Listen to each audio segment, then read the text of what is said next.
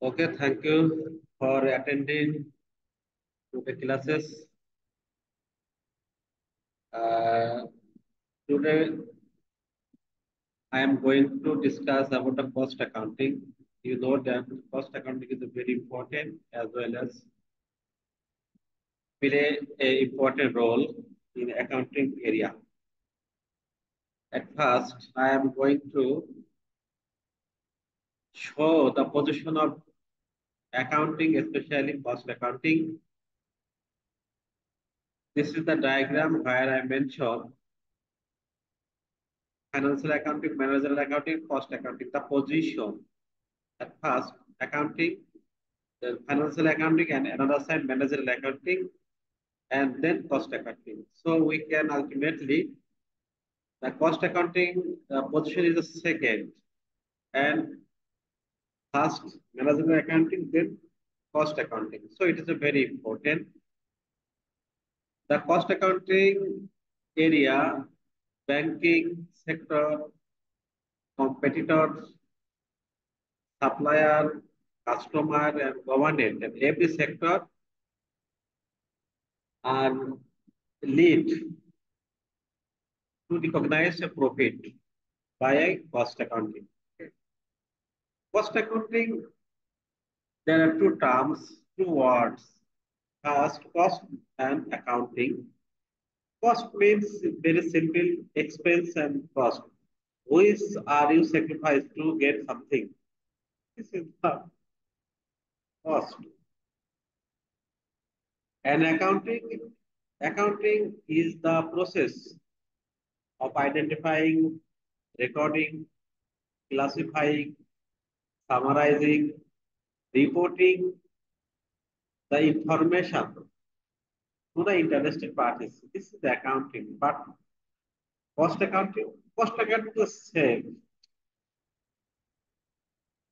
Cost are identifying, cost are recording, cost classifying, cost controlling, and determining cost of goods sold and sales. Then ultimately you will get profit. This is the activities of cost accounting. So normal accounting and cost accounting, nearly the activities same, but cost accounting deals with cost related and financial accounting deals with finance related. Okay. And managerial accounting deals with a decision making. Okay. So this is the concept of cost accounting, managerial accounting, and financial accounting.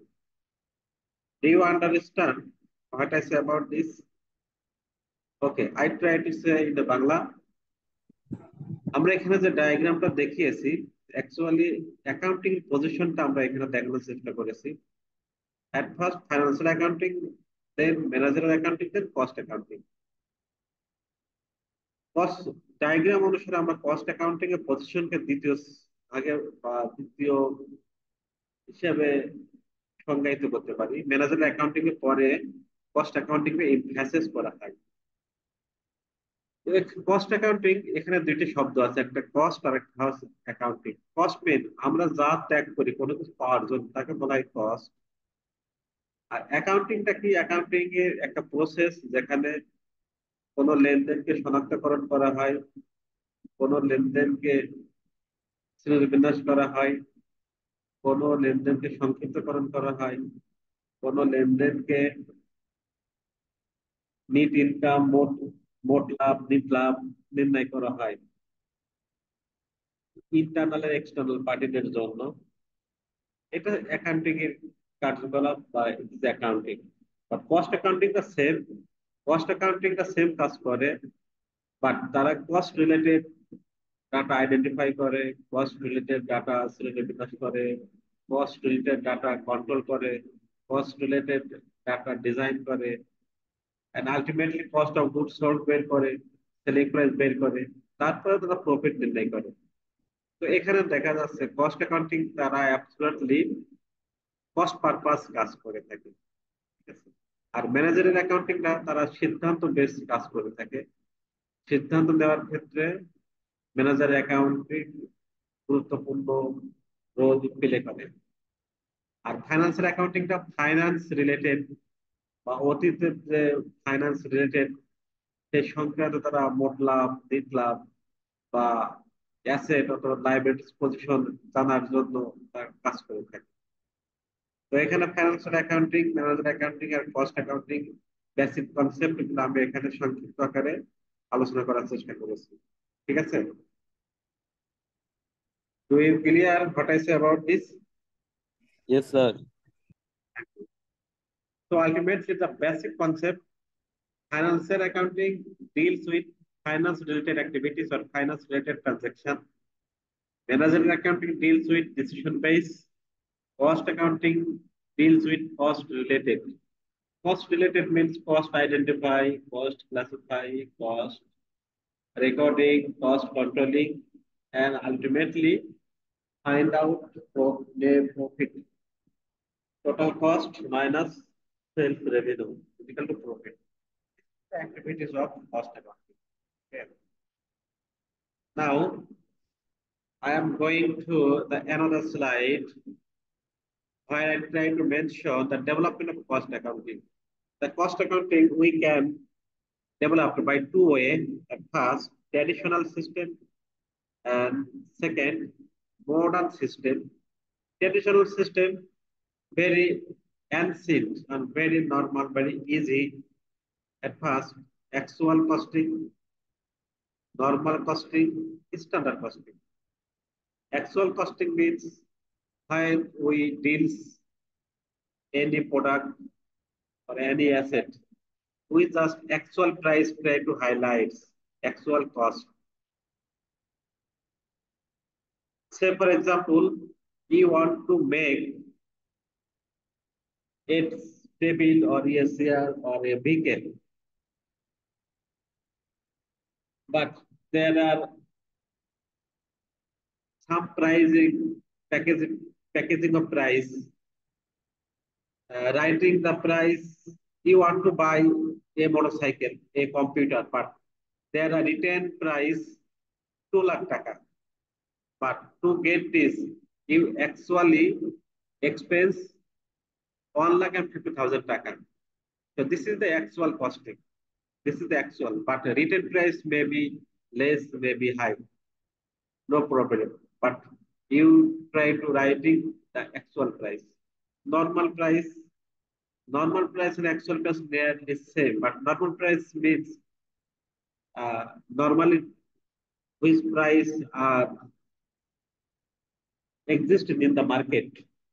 Okay, your production price, purchase price, selling price may be high, may be low, but normally you just choose to buy the normalize on the basis of normalize. Okay, standard costing. Standard costing means compare. If you want to buy a laptop or if you want to make a laptop, okay, but you just at first set a target how much the actual cost will be. Say for example, your target costing 3 lakh, but actually cost 2 lakh. Then 3 lakh and 2 lakh is just compare which option is better to you. Okay, this is the standard costing. Okay, so to develop a cost accounting, the traditional system, there are three ways you can record the cost related item or cost related any entry: actual costing, normal costing, standard costing.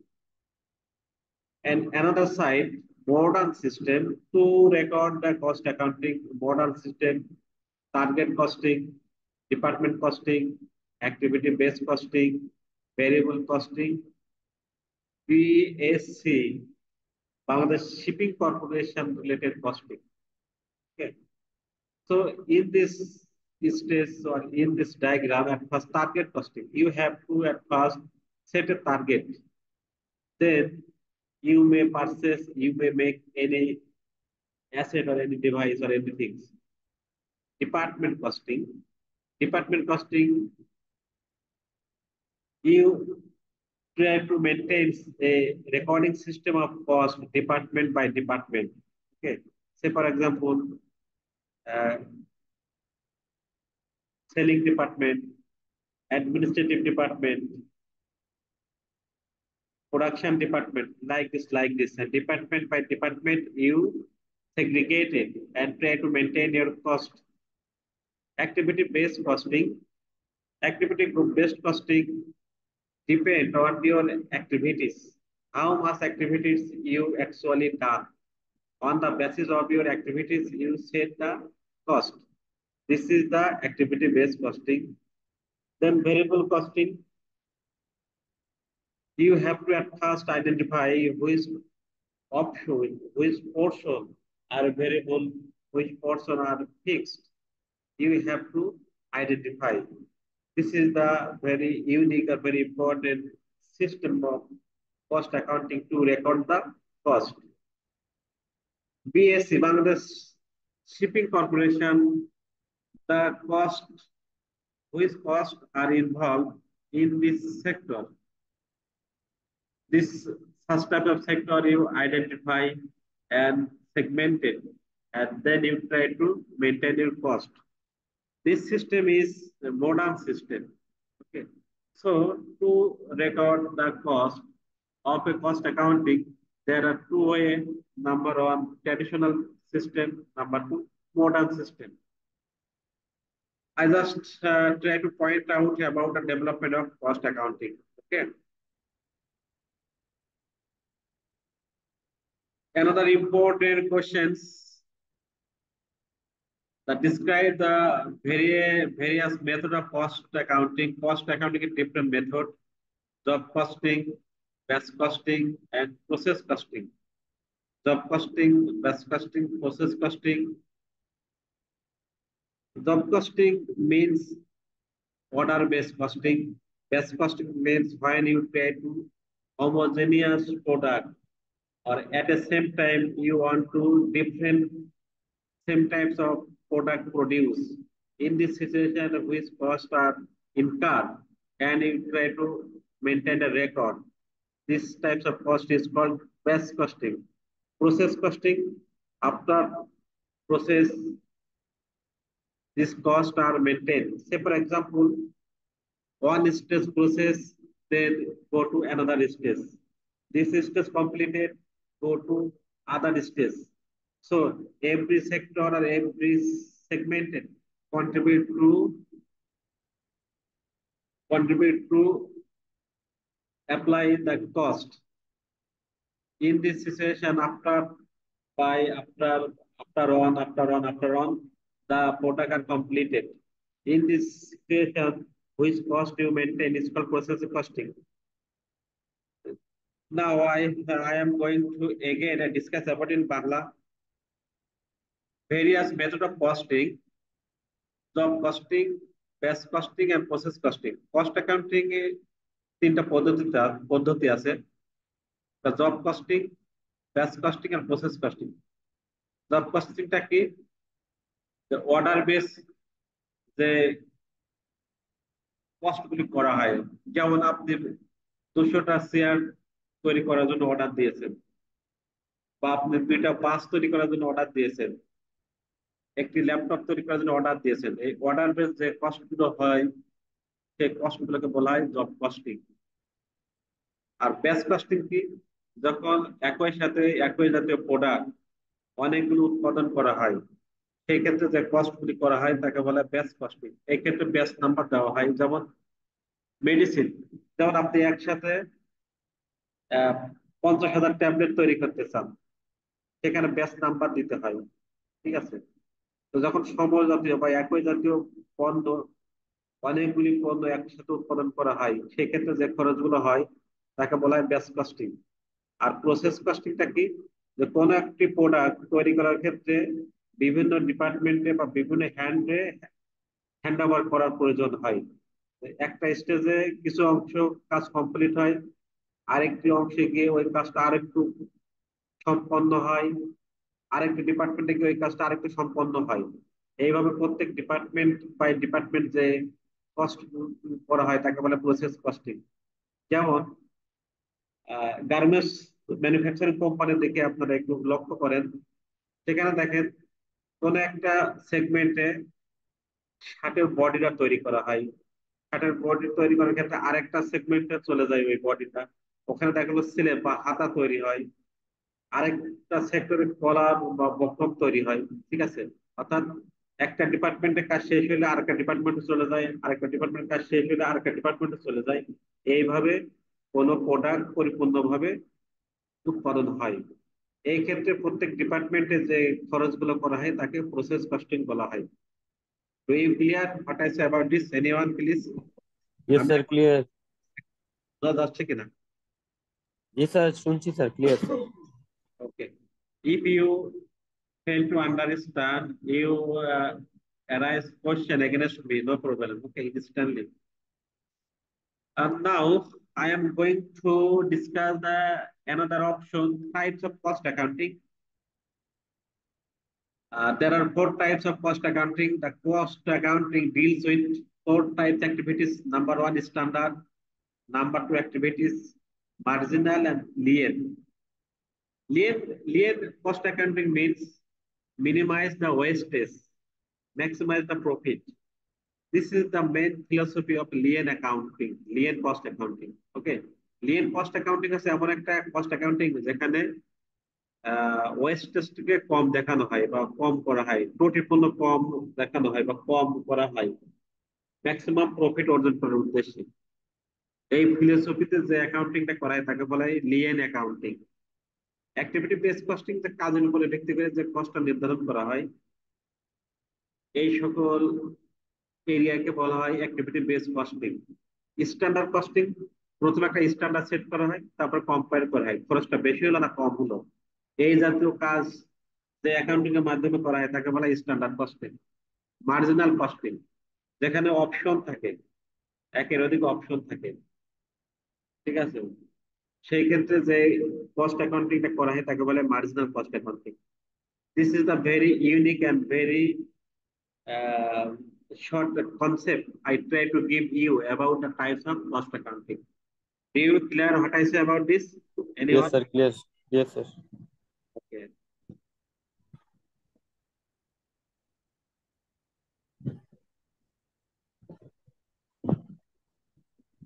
Now I am going to details elaborate about the activity based costing. Activity based costing is short version ABC. ABC. ABC meaning activity A means activity, B means base, C means costing. Activity based costing, ABC. Activities, say for example, activity pool, purchasing, material handling, production step, inspection, assembling, machine maintenance. This is the activity pool. Estimated overhead, thus estimated cost and cost driver, number of purchase order, number of purchase receipt, number of setup, inspection hour, assembly hour, machine hour। অর্থাৎ যেখানে number of থাকে, যেখানে numbering থাকে, তো number বেশি হলে cost বেশি হয়, নাম্বার কম হলে কস্টটা কম হয়। যেখানে নাম্বার যুক্ত থাকে সেখানে কস্ট ড্রাইভার বলা হয়। ঠিক আছে, আর নর্মাল অ্যাক্টিভিটিস কে বলা হয়, আর অ্যাক্টিভিটিস কে বলা হয় অ্যাক্টিভিটিস। ঠিক আছে, যেমন পার্সেস একটা কাজ, এই জন্য পার্সেস কে বলা হয় অ্যাক্টিভিটিস। ম্যাটেরিয়াল হ্যান্ডলিং মানে ম্যাটেরিয়াল এক হাত থেকে অন্য হাতে স্থানান্তর করে একটা কাজ, এই জন্য একে বলা হয় অ্যাক্টিভিটিস। ঠিক আছে, তো এখানে বলা হয় অ্যাক্টিভিটি বেসড অ্যাক্টিভিটি কস্ট পুল, তারপরে এস্টিমেটেড ওভারহেড, অনুমান অনুমিত খরচ, তারপরে কস্ট ড্রাইভার যেখানে নাম্বারের সাথে জড়িত থাকে, যে কতগুলি আমি কাজ অর্ডার নিয়েছি, কতগুলি অর্ডার দিয়েছি, কতগুলি কাজ করেছি, কত ঘন্টা মেশিন চলেছে, এই যে কত ঘন্টা একটা নাম্বার থাকে, এই নাম্বারকে বলা হয় কস্ট ড্রাইভার। কস্ট ড্রাইভার যদি বেড়ে যায় খরচটা বেড়ে যায়, কস্ট ড্রাইভার যদি কমে যায় খরচটা কমে যায়। ঠিক আছে, তো এখানে কস্ট ড্রাইভার আর activity based. Activity based cost মানে কি, যেখানে কার্যকলাপের উপরে ভিত্তি করে কস্টটা করা হয় তাকে বলা হয় অ্যাক্টিভিটি বেসড। ঠিক আছে, কর্মপন্থার উপরে নির্ভর করে যে খরচগুলো দেখানো হয় বা করা হয় তাকে বলা হয় অ্যাক্টিভিটি বেসড। তো এখান থেকে শর্ট কোশ্চেন আসবে, কস্ট ড্রাইভার কাকে বলে আর অ্যাক্টিভিটি বেস কস্টিং কাকে বলে? উদাহরণের মাধ্যমে দেখাও activity base costing verse and cost driver. You clearly understood about this what I said? এখান থেকে কিন্তু কোশ্চেন আসবে Yes. যে কস্ট ড্রাইভার কি, অ্যাক্টিভিটি বেস কস্টিং কি। এখানে আমি প্র্যাকটিক্যালি আপনাদের দেখিয়েছি এবং বলেছি। এখান থেকে মাস্ট বি কোশ্চেন আসবে 100%, activity base costing and cost driver. ঠিক আছে? Okay, ji sir. Now I am going to point out another very important questions about the difference between cost, expense, and loss.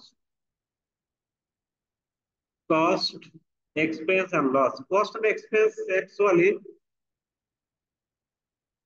likely same, but it has a distinctive difference.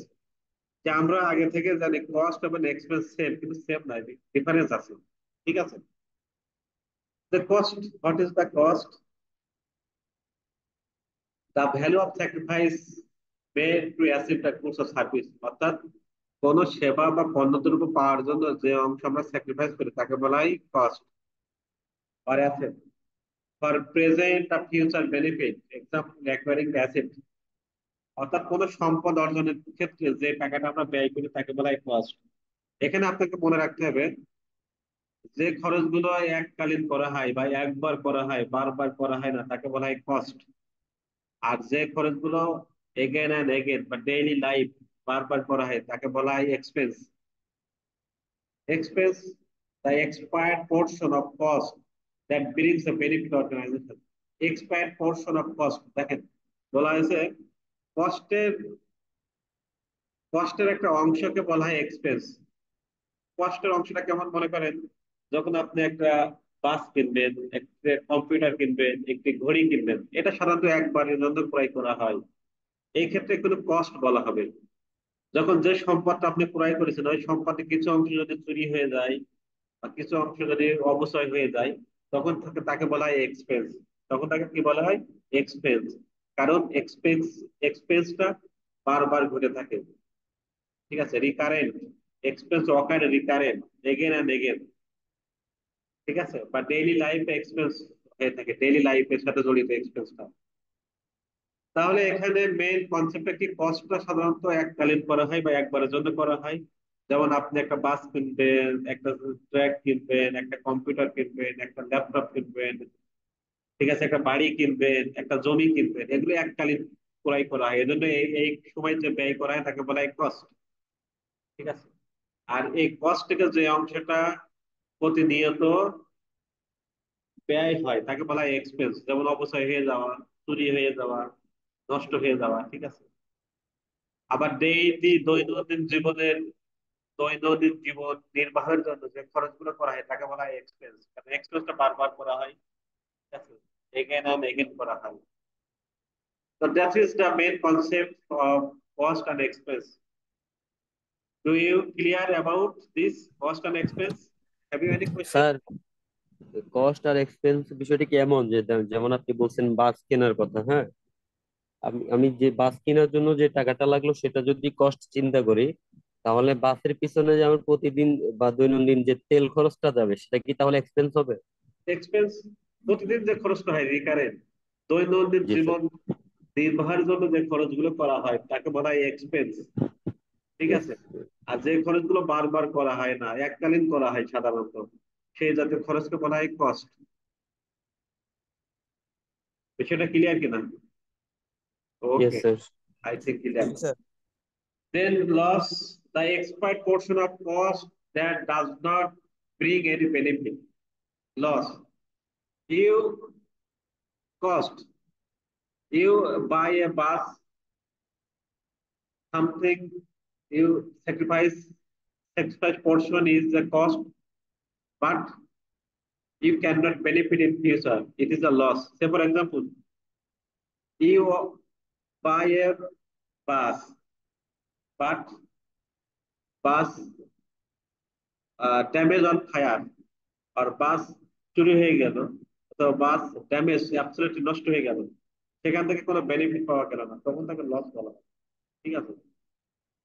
অর্থাৎ আপনি একটা সম্পদ ক্রয় করেছেন, কিন্তু পথের মাঝে সম্পদটা নষ্ট হয়ে গেছে, চুরি হয়ে গেছে, ডাকাতি হয়ে গেছে, ওটা আপনার ফ্যাক্টরি পর্যন্ত আর পৌঁছায়নি, ওখান থেকে কোনো বেনিফিট পাননি আপনি, এটাকে বলা হয় loss. So there are very unique concept I try to discuss here about the cost, expense, and loss. Have you any question about this? I no think sir. no question.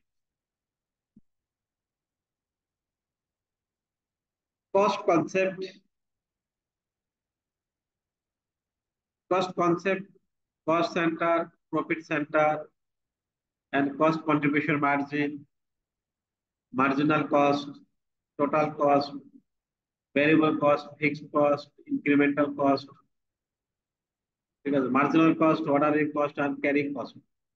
And next time I try to details elaborate or categorical. Next I try to categorical discuss in next about this cost concept. Okay.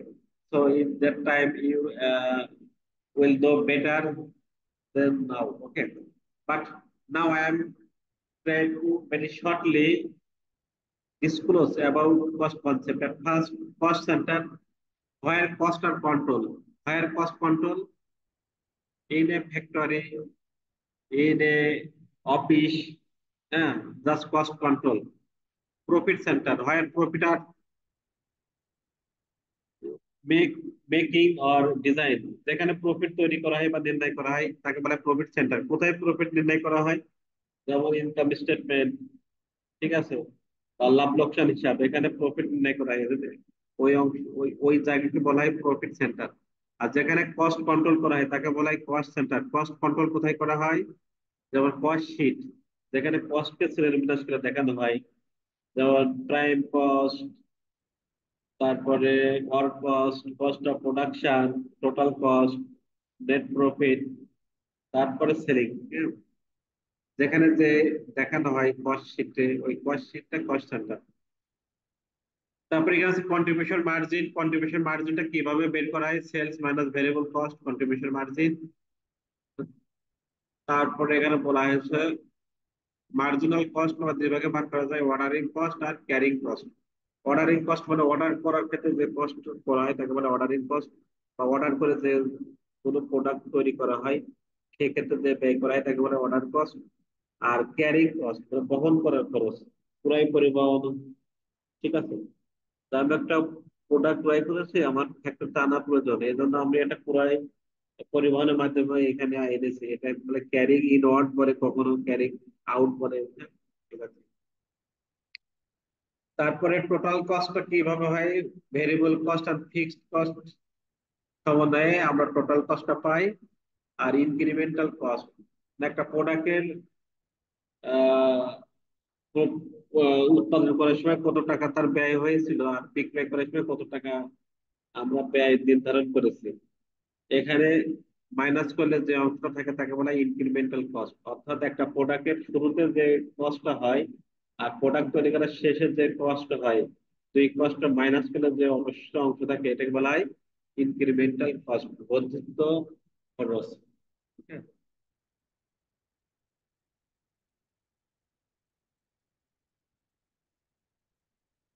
Now I am going to another option or another portion, the cost accounting system. Cost accounting system, কোন সিস্টেমে আমরা cost অ্যাকাউন্টিংটা maintain করি? At first input measurement basis, অর্থাৎ পরিমাপ পদ্ধতিতে আমরা cost অ্যাকাউন্টিংটা নির্ধারণ করি। পরিমাপ কি পরিমাপ করি? Pure historical costing, normal costing আর স্ট্যান্ডার্ড কস্টিং, ঠিক আছে। পিওর হিস্টোরিক্যাল কস্টিংটা কি? যে কস্টিংটা তার অরিজিনাল প্রাইসটা লেখা হয়, একটা প্রোডাক্টের অরিজিনাল প্রাইসটা লেখা হয়, বা যে সময় ক্রয় করা হয় বা যে সময় তৈরি করা হয় ওই সময় যে টাকাটা খরচ হয় ওই খরচটাকে আমরা রেকর্ড করি, একে বলা হয় pure original costing. Normal costing, যে প্রাইসটা নর্মালি গায়ে লেখা থাকে বা অ্যাকচুয়ালি যে টাকাটা খরচ হয় এই টাকা বেস লেখাকে বলা হয় normal costing system. Standard costing system কি? স্ট্যান্ডার্ড কস্টিং সিস্টেমে প্রোডাক্টের তৈরি করার ক্ষেত্রে বা ক্রয় করার ক্ষেত্রে একটা কস্ট আমরা টার্গেট করি, যে আমরা এই টার্গেটে এই প্রোডাক্টটা ক্রয় করতে চাই। কিন্তু ক্রয় করার ক্ষেত্রে আমার কম বেশি হয়ে থাকে। সেক্ষেত্রে আমরা কম্পেয়ার করি, অর্থাৎ যেখানে কম্পেয়ার করা যায় সেইখান সেই জাতীয় কষ্ট বলা হয় স্ট্যান্ডার্ড কস্টিং।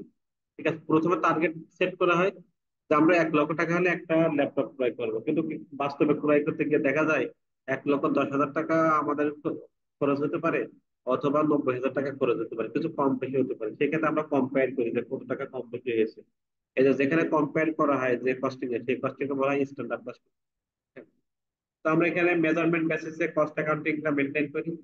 আবার ইনভেন্টরি ভ্যালুয়েশন মেথড, যে মজুত পণ্য থাকে সেই মজুত পণ্য ভ্যালুয়েশন মূল্যায়নের পদ্ধতিতে আমরা কস্ট অ্যাকাউন্টিংটা নির্ণয় করি। একটা থরলি কস্টিং, কস্ট একটা থরলি ভাবে লিপিবদ্ধ করা হয়। ভেরিয়েবল কস্টিং, পরিবর্তনশীল ব্যয় কতটুকু আছে আমরা নির্ধারণ করি। ফুল অ্যাবজর্পশন কস্টিং, অ্যাবজর্পশন কস্টিং মানে নিমজ্জিত ব্যয়, বাংলা বাংলা বোঝা যাবে না এখানে। প্রোডাকশন কস্ট, একটা প্রোডাক্ট প্রডিউস করার ক্ষেত্রে টোটাল যে ভেরিয়েবল কস্টটা থাকে তাকে বলা হয় ফুল অ্যাবজর্পশন কস্টিং। আর অ্যাক্টিভিটি বেস কস্টিং, যে কর্মপন্থার উপরে ভিত্তি করে যে কস্টটা নির্ধারণ করা হয় তাকে বলা হয় অ্যাক্টিভিটি বেস কস্টিং। ঠিক আছে, তারপরে কস্ট অ্যাকাউন্টিং মেথড দেখেন, job job order costing, process costing, lakh class costing, hybrid costing. Hybrid costing মানে যখন পাঁচ মিশালি ভাবে কস্ট নির্ধারণ করা হয়। ঠিক আছে, কোনো নির্দিষ্ট নিয়ম ফলো করা থাকবে না, হাইব্রিড। আর order costing, job order costing অথবা প্রসেস কস্টিং আগে তো আমি আলোচনা করেছি। আর ব্যাক ক্লাস মানে ওই এক ধরনের হিস্টোরিক্যাল কস্টিং এর আওতায় আসে। Cash flow assumption, cash flow অ্যাজাম্পশনটা কি করা হয় এখানে, স্পেসিফিক আইডেন্টিফিকেশন, তারপরে ফিফো, তারপর ওয়েটেড এভারেজ মেথড। অর্থাৎ আগে মাল যদি কারখানা যদি আগে মাল আসে আগে আমরা বিক্রয় করে আগে আমরা ছেড়ে দিই মার্কেটে, যদি পরে আসি আমরা পরে ছেড়ে দিই। এইভাবে যে কস্টিংটা করা হয় তাকে বলা হয় ফিফো। আর ওয়েটেড এভারেজ মানে কি, প্রোডাক্ট আমরা কতটুকু গ্রহণ করেছি প্রত্যেক ডেট বাই ডেট, তার একটা এভারেজ বের করে আমরা রেট তৈরি করি। এইভাবে যে কস্টিংটা নির্ধারণ করা হয় তাকে বলা হয় average rate costing. At last, recording the inventory capability, অর্থাৎ আমাদের যে মজুত পণ্য থাকে মজুত পণ্য লিপিবদ্ধ করার পদ্ধতি আমরা দুই ভাবে মজুত পণ্য নির্ধারণ করি। একটা হচ্ছে পারপিচুয়াল, আর একটা হচ্ছে পিরিয়ডিক। পারপিচুয়াল মানে প্রতিনিয়ত আপডেট দেওয়া, প্রতিনিয়ত আমরা লিপিবদ্ধ করা হয়, তো দিনে দিনে আমরা লিপিবদ্ধ করি তো কতটুকু আজ মজুত পণ্য বেড়েছে, কতটুকু চলে গেছে। হ্যাঁ, প্রতিদিনে তো প্রতিদিনে বা নিত্য নৈমিত্তিক ভাবে আমরা লিপিবদ্ধ করে থাকি, তাকে বলা হয় পারপিচুয়াল মেথড। আর পিরিয়ডিক্যাল মেথড, এককালীন আমরা হিসেব করি, সেটা 1 মাস শেষে হতে পারে, 2 মাস শেষে হতে পারে, 3 মাস শেষে হতে পারে, 6 মাসিক হতে পারে, বা ইয়ারলি হতে পারে। এইভাবে আমরা যে হিসাবটা করে থাকি তাকে বলা হয় periodic system. So this is the cost accounting system. Have you any question about this, please, anyone?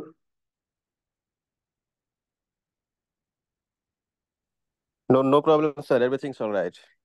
Have you any question about this? No issues, sir. Thank you so very No, much. sir. Okay. Now I am going to classification of cost and expense. Cost and expense classification, very important. This. Okay. At first, you know that manufacturing cost মানে উৎপাদন খরচ, নন manufacturing cost উৎপাদনের সাথে জড়িত নয় এমন খরচ, also called product cost, also called period cost. তাহলে নন ম্যানুফ্যাকচারিং কস্ট বলা হয় পিরিয়ড কস্ট, আর ম্যানুফ্যাকচারিং কস্ট বলা হয় প্রোডাক্ট কস্ট। ম্যানুফ্যাকচারিং মানে কি, উৎপাদন করা বা উৎপাদন খরচ। উৎপাদন খরচকে 3 ভাগে ভাগ করা যায়, ডাইরেক্ট ম্যাটেরিয়ালস, ডাইরেক্ট লেবার, আর manufacturing indirect materials, labour and factory utilities. Direct materials কি সরাসরি র ম্যাটেরিয়াল, যেমন আমরা একটা বেঞ্চি বা একটা টেবিল তৈরি করার ক্ষেত্রে প্রধান যে উপাদান প্রয়োজন হয় তাকে বলা হয় কাঠ। এই কাঠটা এখানে র ম্যাটেরিয়াল। যেমন আমরা যারা বাস তৈরি করতে চাই, এখানে প্রধান উপাদান হলো লোহা বা আয়রন। এই আয়রনটা এখানে র ম্যাটেরিয়ালস। ঠিক আছে, ডাইরেক্ট লেবার কারা, যারা সরাসরি প্রোডাক্টের উৎপাদনের সাথে জড়িত থাকে, যারা টাচ করে। ঠিক আছে, তাদেরকে বলা হয় লেবার বা ওয়ার্কার। আর ম্যানুফ্যাকচারিং ওভারহেড কি, যে ডাইরেক্ট ম্যাটেরিয়াল আর লেবারের ছাড়াও আরো কিছু খরচ করা হয় একটা প্রোডাক্ট সম্পূর্ণভাবে উৎপাদন করার ক্ষেত্রে, তাকে বলা হয় ইনডাইরেক্ট লেবার। ইনডাইরেক্ট লেবার বা ইনডাইরেক্ট ম্যাটেরিয়াল, ঠিক আছে। ইনডাইরেক্ট লেবার কেমন হতে পারে, যেমন সিকিউরিটি গার্ড, ঠিক আছে, বডি গার্ড, ঠিক আছে। তারা সরাসরি উৎপাদন করে না, কিন্তু তার সাথে পরোক্ষভাবে জড়িত থাকে ইনডাইরেক্টলি, ঠিক আছে। এই জাতীয় খরচকে বলা হয় ইনডাইরেক্ট ম্যাটেরিয়ালস বা ইনডাইরেক্ট লেবার। ওকে। ইনডাইরেক্ট ম্যাটেরিয়ালের ভিতরে কি কি আসবে, যেমন আপনি একটা চেয়ার তৈরি করেছেন, এটা কালার করার প্রয়োজন হয় বা এটা বার্নিশ করার প্রয়োজন হয়, ঠিক আছে। এই রং করা বা বার্নিশ করা বা পেরেক মারা, হ্যাঁ, বা স্ক্রু মারা, এই জাতীয় যে আহ, মালগুলো ব্যবহার করা হয়, কাঁচা মালগুলো ব্যবহার করা হয়, তাকে বলা হয় ইনডাইরেক্ট ম্যাটেরিয়াল, ঠিক আছে। Okay, direct materials and direct labour যদি আমরা যোগ করি আমরা পাই প্রাইম কস্ট। মনে রাখতে হবে, ডাইরেক্ট ম্যাটেরিয়াল এবং ডাইরেক্ট লেবার যদি যোগ করে আমরা পাই প্রাইম কস্ট। আর ডাইরেক্ট লেবার আর ইনডাইরেক্ট ম্যাটেরিয়ালস এন্ড লেবার যদি আমরা যোগ করি আমরা পাই কনভার্জেশন কস্ট, মানে রূপান্তরিত ব্যয়। যেমন লেবারদের মাধ্যমে, শ্রমিকদের মাধ্যমে টাকা রূপান্তরিত করা হয়, কাকে রূপান্তরিত করা হয়, চেয়ারে বা টেবিলে শ্রমিকদের মাধ্যমে। এই জন্য ডাইরেক্ট লেবার অথবা ইনডাইরেক্ট লেবার সমন্বয়কে আমরা কনভার্সন কস্ট বলি। আর প্রাইম কস্ট আর কনভার্সন কস্ট মিলে হয় প্রোডাক্ট কস্ট, ঠিক আছে, প্রোডাক্ট কস্ট। আর এর পেছনে নন ম্যানুফ্যাকচারিং কস্ট, যে খরচগুলো উৎপাদনের সাথে জড়িত নয়, সেই খরচগুলোকে আবার দুই ভাগে ভাগ করা যায়, একটা হলো সেলিং এক্সপেন্স আর একটা হলো অ্যাডমিনিস্ট্রেটিভ এক্সপেন্স। সেলিং এক্সপেন্স মানে বিক্রয়ের সাথে জড়িত, যেমন প্যাকেজিং, শোরুম ভাড়া, তারপরে বিজ্ঞাপন, তারপরে ডিস্ট্রিবিউশনের ক্ষেত্রে যে ব্যয়, এগুলো সেলিং কস্ট। আর অ্যাডমিনিস্ট্রেটিভ কস্ট এগুলো যেগুলো অফিসে করা হয়, যেমন অফিসের কর্মচারীদের বেতন, অফিসের টেপ, এটা, এই জাতীয় গুলো ব্যবহার করা হয়, অফিসের কম্পিউটার, লাইক দিস এই জাতীয় খরচকে বলা হয় অ্যাডমিনিস্ট্রেটিভ কস্ট। তাহলে সেলিং এবং অ্যাডমিনিস্ট্রেটিভ কস্ট কে মিলে আমরা বলি পিরিয়ড কস্ট বা টাইম কস্ট। পিরিয়ড কস্ট বা টাইম কস্ট, তাহলে পিরিয়ড কস্ট বা টাইম কস্টের ভিতরে কোনগুলি আসবে আপনাদের মনে রাখতে হবে, আর প্রোডাক্টের কস্ট ভিতরে কোনগুলি আসবে মনে রাখতে হবে, ঠিক আছে। আর প্রোডাক্ট কস্ট আর পিরিয়ড কস্ট মিলে যে কস্টটা হয় তাকে বলা হয় কস্ট বিহেভিয়ার। তাকে বলা হয় কি, কস্ট বিহেভিয়ার। কস্ট বিহেভিয়ার আবার তিন ভাগে ভাগ করা যায়, ভেরিয়েবল কস্ট, ফিক্সড কস্ট আর মিক্সড কস্ট। কস্ট বিহেভিয়ারকে আবার তিন ভাগে ভাগ করা যায়, একটা হচ্ছে ভেরিয়েবল কস্ট, দুই নম্বর হলো ফিক্সড কস্ট, তিন নম্বর হলো মিক্সড কস্ট। ওকে। जी सर। আচ্ছা, ভেরিয়েবল কস্ট কাকে বলে আপনি একটু মনে রাখবেন। ভেরিয়েবল কস্ট এমন একটা cost, variable cost is a cost which total cost is changeable on the basis of proportion. অর্থাৎ দেখেন, ভেরিয়েবল কস্ট হচ্ছে এমন একটা কস্ট যার টোটাল কস্টটা পরিবর্তন হয় আনুপাতিক হারে। আনুপাতিক হারে কেমন দেখেন, মনে করেন আপনি আহ, দুইটা বাইসাইকেল ক্রয় করেছেন, দুইটা বাইসাইকেল মূল্য হচ্ছে 20,000 টাকা। যখন আপনি চারটা বাইসাইকেল ক্রয় করেছেন, চারটার মূল্য হচ্ছে কত টাকা, 40,000 টাকা। যখন আপনি ছয়টা ক্রয় করেছেন, ছয়টার মূল্য হচ্ছে 60,000 টাকা। তাহলে এখানে প্রত্যেকটার মূল্য কত,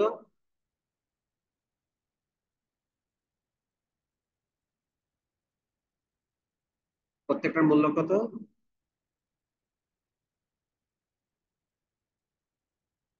পারবেন বলতে?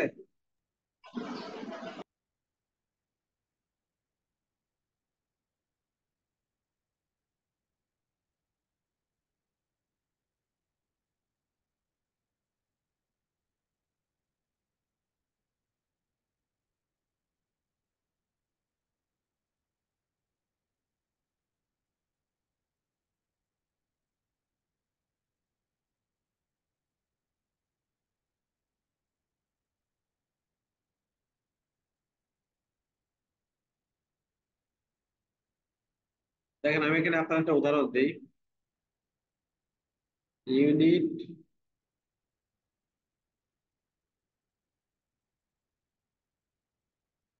টোটাল কস্ট, দেখেন, মনে করেন টু ইউনিট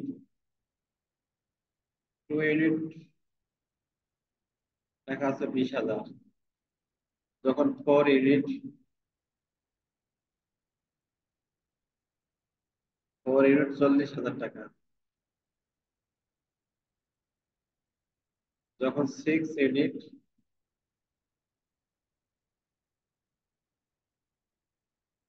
60,000 টাকা। ঠিক আছে।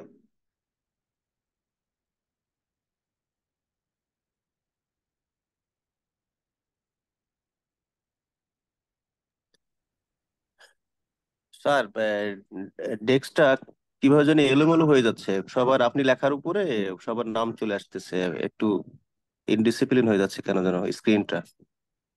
আচ্ছা, এখানে কি একটা অপশন আছে, তাই না? ওকে, আমার লেখাটাকে দেখা যায় কিনা? স্যার স্যার, লেখা আপনার দেখা লেখাটা যাচ্ছে দেখা স্যার। যাচ্ছে, unit total cost per unit দেখা যাচ্ছে দেখা কিন্তু যাচ্ছে। একটু প্রবলেম হচ্ছে, দেখেন।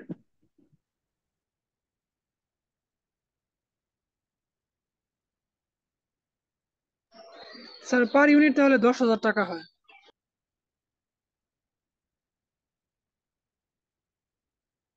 দেখেন পার ইউনিটটা কত টাকা হবে তখন? 10,000। তার মানে প্রত্যেকটা ক্ষেত্রে 10,000 ফিক্স থাকবে, তাই না? বিষয়টা ক্লিয়ার কিনা? জি স্যার। তাহলে দেখেন টোটাল কস্টটা কিন্তু পরিবর্তন হচ্ছে। টোটাল কস্ট যখন 2 ইউনিট ছিল তখন 20,000 টাকা, যখন 4 ইউনিট ছিল 40,000 টাকা, যখন 6 ইউনিট ছিল 60,000 টাকা। তার মানে টোটাল কস্টটা পরিবর্তন হচ্ছে। কিভাবে পরিবর্তন হচ্ছে? একটা আনুপাতিক হারে, একটা আনুপাতিক হারে, ঠিক আছে। কিন্তু পার ইউনিট যখন আসবে তখন প্রত্যেকটা ক্ষেত্রে কিন্তু পার ইউনিট 10,000 টাকা ফিক্স, পার ইউনিট ফিক্স 10,000 টাকা। তাহলে এই জাতীয় যে কন্ডিশনে যে খরচ হয় তাকে বলা হয় ভেরিয়েবল কস্ট। তাহলে ভেরিয়েবল কস্টের সংজ্ঞাটা কি?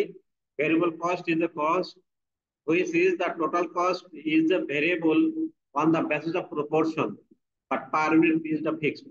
তাহলে ভেরিয়েবল কস্ট আছে এমন একটা কস্ট যেখানে টোটাল কস্টটা পরিবর্তন হয় আনুপাতিক হারে এবং পার ইউনিটটা থাকে ফিক্সড, ঠিক আছে। তাকে বলা হয় ভেরিয়েবল কস্ট। বিষয়টা ক্লিয়ার কিনা, মনে থাকবে কিনা? বিষয়টা থাকবে স্যার। থাকবে কিনা, মনে থাকবে? জি স্যার। জি স্যার। আচ্ছা, ওকে, এখন আমরা ফিক্সড কস্ট আলোচনা করবো। দেখেন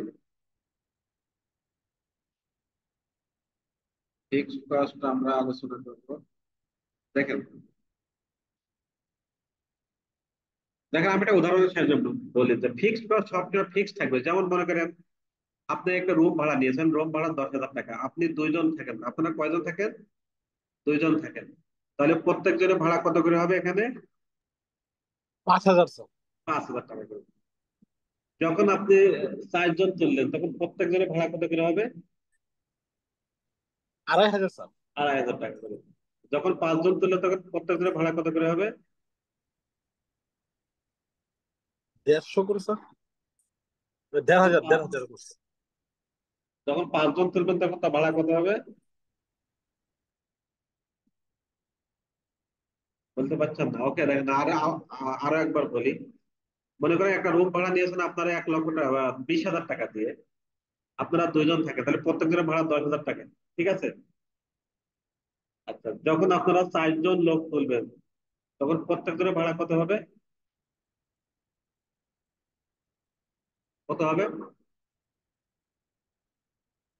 অ্যান্সার 5,000 স্যার। 5,000। তার মানে টোটাল কস্টটা আপনার পরিবর্তন হচ্ছে না, কিন্তু পার হেডটা পরিবর্তন হচ্ছে। পার হেডটা কি হচ্ছে? পরিবর্তন হচ্ছে। তাহলে ফিক্সড কস্ট হলে এমন একটা কস্ট যেখানে টোটাল কস্টটা পরিবর্তন হয় না, ফিক্সড থাকে, বাট পার ইউনিটটা ভেরিয়েবল হয়। এখানে কিন্তু অপোজিট। যখন ভেরিয়েবল কস্ট বলবেন তখন পার ইউনিটটা ফিক্সড থাকবে, আর যখন ফিক্সড কস্ট হবে তখন পার ইউনিটটা ভেরিয়েবল হবে। মনে থাকবে তো? মনে থাকবে? জি স্যার। ওকে, এটা কিন্তু মনে রাখতে হবে। যখন ভেরিয়েবল কস্ট হবে তখন পার ইউনিটটা ফিক্সড থাকবে, যখন ফিক্সড কস্ট হবে তখন পার ইউনিটটা ভেরিয়েবল হবে। মনে রাখতে হবে, হ্যাঁ। আপনি মনে না রাখলে কিন্তু অ্যান্সার করতে পারবেন না।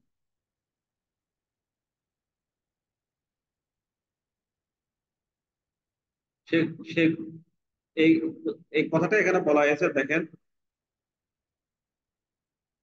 ভেরিয়েবল কস্ট, ফিক্সড কস্ট, আরেকটা আছে মিক্সড কস্ট। মিক্সড কস্টটা কি? ভেরিয়েবল কস্ট আর ফিক্সড কস্টের সমন্বয়ে যে কস্টটা তৈরি হয় তাকে বলা হয় মিক্সড কস্ট। যেমন বিদ্যুৎ বিল, বিদ্যুৎ বিল মিনিমাম চার্জ দেওয়া হয়, এটা একটা ফিক্সড। আর যত ইউনিট আমরা ব্যবহার করি প্রত্যেকটা ইউনিটের সাথে আমরা একটা অ্যামাউন্ট গুণ করা হয়, এটা হচ্ছে ভেরিয়েবল কস্ট। ঠিক আছে, যেমন গ্যাস বিল, যত ইউনিট আমরা ব্যয় করি তার সাথে একটা অ্যামাউন্ট গুণ করে আমরা টোটাল ইউনিটটা বের করি, আর মিনিমাম চার্জটা আমার ফিক্স। ঠিক আছে, তো এইভাবে মিক্সড কস্ট নির্ধারণ করা হয়। তাহলে মিক্সড কস্টের উদাহরণ কোনগুলি? বিদ্যুৎ বিল, গ্যাস বিল, পানি বিলে কি আসবে মিক্সড কস্টের ভিতরে? পানি বিলে কি মিনিমাম চার্জ আছে? আমার মনে হয় নাই। ঠিক আছে, যেমন এক্সরা, আপনি একটা এক্সরা করছেন, প্রথমে মেশিনের ভাড়া ফিক্স, আর প্রত্যেকটা ফিল্মের জন্য একটা চার্জ নির্ধারণ করে, এটাকে বলে ভেরিয়েবল। ঠিক আছে, তাহলে আজকে আমরা কস্ট কে ক্লাসিফিকেশন করলাম ভেরিয়েবল, ফিক্সড এবং মিক্সড কস্ট। ঠিক আছে।